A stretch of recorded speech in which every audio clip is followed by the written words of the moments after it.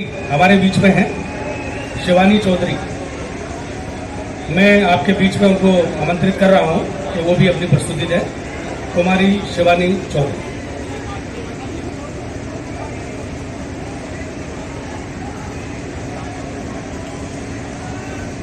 उपस्थित सभी अतिथिगणों को, मैं आप सभी बागपत वासियों को मैं अपना प्रणाम करती हूँ। इस पवित्र मंच को नमन करती हूँ। आज हमारे स्वर्गीय प्रधानमंत्री श्री अटल बिहारी वाजपेयी जी की जयंती पर उनको नमन करती हूँ।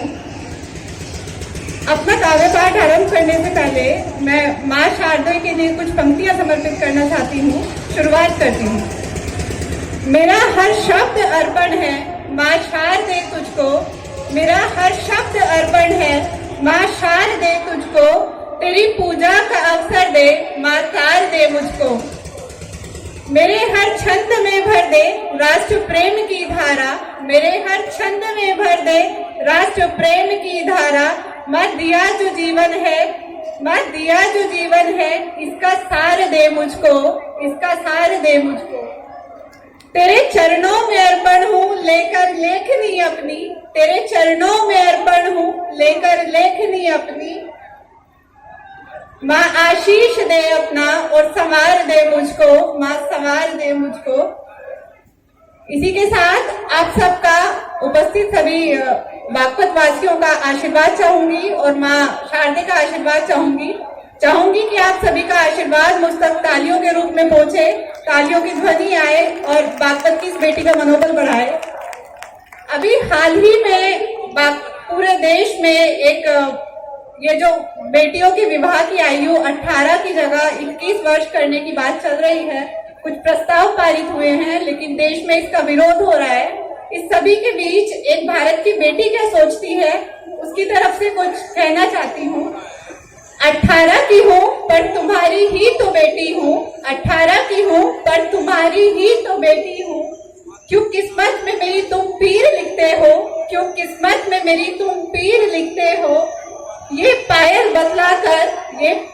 बतलाकर पहनाई जंजीर है तुमने, ये पायल बतलाकर पहनाई जंजीर है तुमने। झूठ कहते हो कि खुशियों भरी तकदीर लिखते हो। अब ये बेटी अपने देशवासियों से कुछ और मांगना चाहती है, कहना चाहती है। दे दो न मुझको मेरी खुशियां, दे दो न मुझको मेरी खुशियां। कहाँ कोई जिद में किया करती हूँ, दे दो न मुझको मेरी खुशियाँ, कहाँ कोई जिद में किया करती हूँ। 3 बरस मांगे हैं क्योंकि पूरी समानता का मैं हक रखती हूँ, 3 बरस मांगे हैं क्योंकि पूरी समानता का मैं हक रखती हूँ। इसी के साथ आप सबका आशीर्वाद चाहूंगी और अगली कविता की भूमिका में मैं कहना चाहूंगी, 2 लाइनें बोलती हूँ। है गणतंत्र है स्वतंत्र ये प्यारा देश मेरा, है गणतंत्र है स्वतंत्र ये प्यारा देश मेरा, पूरी जमीन पर जन्नत है ये प्यारा देश मेरा। साथियों, मेरे इस प्यारे से देश में जिसको सोने की चिड़िया कहा जाता है, जो शायद इससे बेहतर देश पूरे जहान में कहीं नहीं है, इसमें कुछ कमियां हैं जो कि मैं देश की कमियां नहीं मानती, देशवासियों की कमियां मानती हूँ, क्योंकि अगर हम सुधर गए तो देश सुधर जाएगा। आशीर्वाद चाहूंगी आप सभी का। सबसे पहले मैं आपका ज्ञान चाहती हूँ। हमारे देश में कुछ छोटी छोटी कमियां हैं, कुछ हमने सुधार ली है, कुछ को सुधारना बाकी है। एक कमी है कि जैसे ही कोई लड़का कामयाब हो जाता है या फिर उसको कोई वर्दी या बड़ी कुर्सी मिल जाती है, तो हमारे देश में उसकी बोली लगना शुरू हो जाती है। जैसे कि आप सभी ने सुना होगा कि 50 लाख का रिश्ता है या 1 करोड़ का रिश्ता है। तो इन सभी मुद्दों पर मैं आपका ध्यान चाहूंगी, आशीर्वाद चाहती हूँ। कृपया तालियों के रूप में मेरा उत्साहवर्धन करें। यहाँ जो महोत्सव हो रहा है, हम आम लोग इसको साधारण भाषा में मेला कहते हैं, तो शुरुआत करती हूँ। दुनिया में एक मेला लगता, दुनिया में एक मेला लगता, सब कुछ यहाँ पर बिकता। सपने बिकते, रिश्ते बिकते, सपने बिकते, रिश्ते बिकते, इंसान यहाँ पर बिकता। वर्दी बिकती, कुर्सी बिकती, वर्दी बिकती, कुर्सी बिकती, सामने पैसे के ना कुछ टिकता। जानवरों से सब है रहते, ना इंसान यहाँ पर दिखता, ना इंसान यहाँ पर दिखता।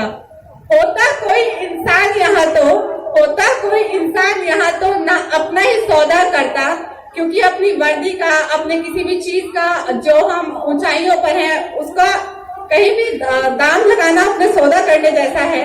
होता कोई इंसान यहाँ तो ना अपना ही सौदा करता, ऐ काश यहाँ वो मेला लगता, ऐ काश यहाँ वो मेला लगता, असली इंसान जहाँ पर दिखता। साथियों, इसी के साथ हम साधारण लोगों की जिंदगी में 3 शब्दों के बहुत मायने होते हैं, जैसे कि हमारा मतलब रास्ता, मंजिल और घर। तो इन्हीं को लेकर कुछ शब्द संजोए हैं, आपके सामने रखती हूँ, आशीर्वाद चाहूंगी। है वही आज मेरी खुराक है। कृपया तालियां देते रहे और मेरा उत्साह वर्धन करते रहे। प्रारंभ करती हूँ। घर है किसी का रास्तों में, घर है किसी का रास्तों में, तो रास्ते किसी का घर है। घर है किसी का रास्तों में, तो रास्ते किसी का घर है। कोई जाना चाहे घर अपने, कोई घर में भी बेघर है, कोई घर में भी बेघर है। चलते चलते थक जाता है कोई, चलते चलते थक जाता है कोई, चलते रहना किसी की आदत है। पहुंचकर मंजिल पर रुक जाता है कोई, कभी न रुकना किसी की मंजिल है, कभी न रुकना किसी की मंजिल है। मैं चाहूंगी कि मेरे हर भारतवासी की मंजिल यही हो कि वो कभी न रुके और पूरी दुनिया के विश्व के शिखर पर हमारे भारतवासी पहुंचे और उच्च से उच्च स्थान प्राप्त करें। इसी के साथ जैसे कि मैंने आपको बताया, माँ शारदे के आशीर्वाद से कुछ पंक्तियों को कभी कभी संजो लेती हूँ। तो मुझे लगता है कि एक कवि जो अपनी रचनाएं करता है, उसकी कविता और हम आम लोगों की जिंदगी या किसी की भी जिंदगी बिल्कुल एक जैसी होती है। तो मुझे इन दोनों में जो समानता दिखती है उसको व्यक्त करने का प्रयास करती हूँ। देखिए, हमें जब हमारी जिंदगी शुरू होती है तो हमें भी पता नहीं होता कि कितना जिएंगे कितना नहीं। इसी तरह से जब कोई कवि कविता लिखता है, वो शुरुआत करता है, तो उसको पता नहीं होता कि वो 2 पंक्तियां लिख पाएगा या बहुत बड़ी कोई रचना हो जाएगी। तो इसी को लेकर, इसी को आधार बनाकर कुछ पंक्तियां रची हैं। आशीर्वाद चाहती हूँ, आपकी तालियों की ध्वनि मुझ तक आती रहे। देखते हैं आज बागपत वासी अपनी बेटी को कितना प्यार करते हैं। आपकी तालियों का शोर यहाँ इस पंडाल में गूंजता है कि नहीं? प्रारंभ करती हूँ। होती शुरुआत अक्षर से एक, होती शुरुआत अक्षर से एक, फिर पंक्तियां बन जाती हैं। कुछ पंक्तियों के सफर में चल के कविता खत्म हो जाती है, कविता खत्म हो जाती है। हम सभी ने इस कोरोना महामारी में अपने बहुत से अपनों को खोया है, या साधारण जिंदगी में भी हम अपने बहुत अपनों को कभी कभी खो देते हैं। ना हमें पता होता है हम कितने जीने वाले हैं, ना किसी अपने को पता होता है। तो सुनिएगा प्लीज। होती शुरुआत अक्षर से एक, फिर पंक्तियां बन जाती हैं। कुछ पंक्तियों के सफर में चल के कविता खत्म हो जाती है। कहती हर कविता बात को अपनी, कहती हर कविता बात को अपनी, मगर कुछ प्रेरणा बन जाती है। कहती हर कविता बात को अपनी, मगर कुछ प्रेरणा बन जाती है। कर लेती कोई सफर को पूरा तो कोई राही बन रह जाती है। कर लेती कोई सफर को पूरा तो कोई राही बन रह जाती है। इसी तरह से मेरी इस कविता की अंतिम 4 लाइनें आप तक पहुंचाती हूँ। अगर पसंद आया हो तो प्लीज आपकी तालियों की आवाज गूंजती रहे। आप सभी का आभार व्यक्त करती हूँ। अभी जो मैंने कविता में और जिंदगी में जो समानता मुझे दिखती है उसको प्रकट करने की कोशिश करूंगी। है जिंदगी भी कविता की तरह ही, है जिंदगी भी कविता की तरह ही, कुछ ऐसे ही रंग दिखलाती है जिंदगी भी कविता की तरह ही, कुछ ऐसे ही रंग दिखलाती है। किस राह पर कितनी दूर चलेगी, किस राह पर कितनी दूर चलेगी, ना पहले कभी बतलाती है, ना पहले कभी बतलाती है। अगर आप सभी बहुत अच्छा सुन रहे हैं, मुझे बहुत ही खुशी हो रही है यहाँ पर इस मंच पर बोलकर। अगर आप सभी का आदेश हो तो एक कविता और प्रस्तुत करना चाहूंगी, अगर आपकी तालियों की ध्वनि मुझ तक आएगी तो।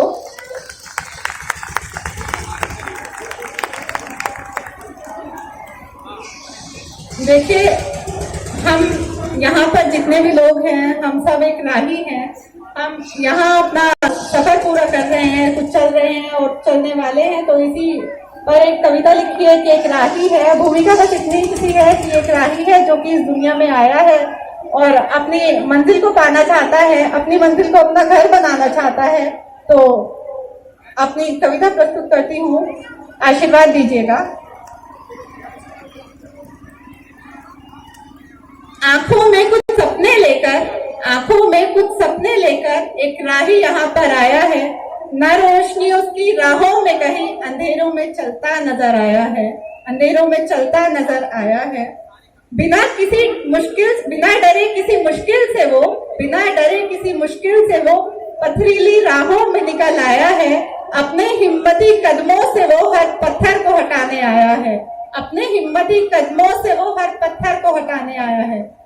देखे हैं जो ख्वाब उसने उन्हें सच बनाने आया है। निहार रहा मंजिल को अपनी विशेष ध्यान चाहूंगी। देखे हैं जो ख्वाब उसने उन्हें सच बनाने आया है। निहार रहा मंजिल को अपनी उसे घर बनाने आया है। ख्वाबों की दुनिया से वो एक गीत गुनगुनाते आया है। राही ये सपनों का मेला, कर ले हर सपने को पूरा, रह न जाए कोई ख्वाब अधूरा, कर ले हर सपने को पूरा। सपनों के चंद परों को लेकर यहाँ पंछी बन के आया है। आंखों में कुछ सपने लेकर एक राही यहाँ पर आया है।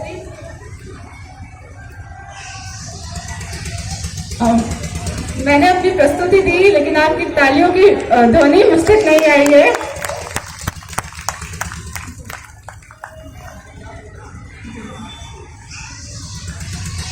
इसी के साथ आप सबका आशीर्वाद चाहूंगी कि आने वाले समय में भविष्य में मैं कुछ और रचनाएं करूं, आपका आशीर्वाद मिलता रहे।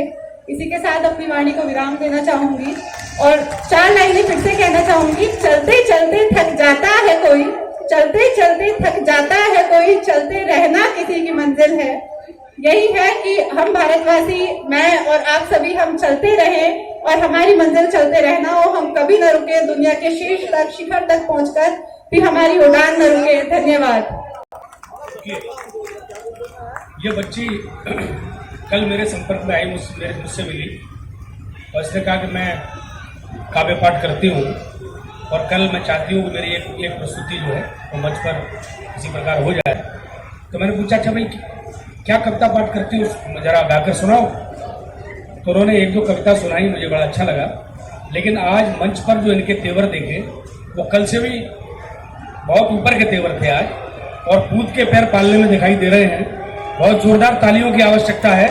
मुझे लगता है कि आने वाले समय में हम लोग इनसे टाइम लेना पड़ेगा कि भाई कब सम्मेलन कर रहे हैं, क्या आपके पास समय है।